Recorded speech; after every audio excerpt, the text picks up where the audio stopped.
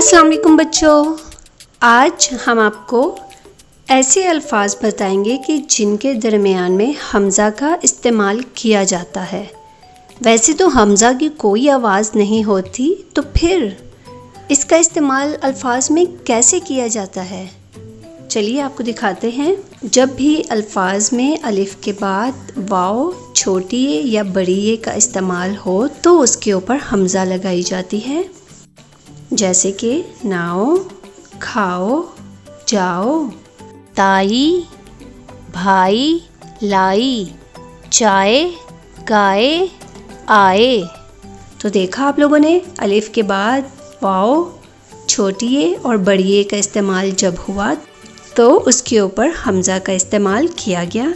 इसी तरह जब वाओ के बाद छोटी ए या बड़ी ए आए तो भी उसके ऊपर हमज़ा का इस्तेमाल किया जाता है। जैसा कि बोई, धोई, खोई, रोए, बोए, धोए। देखा आपने, वाव के बाद जब छोटी ए और बड़ी ए का इस्तेमाल अल्फाज में आया तो उसके ऊपर हमज़ा का इस्तेमाल भी किया गया। इसके साथ ही आज का सबक अपने इख्तिताम को पहुंचा। अगली वीडियो में हाजिर होंगे एक नए सबक के साथ। अल्लाह हाफ़िज़।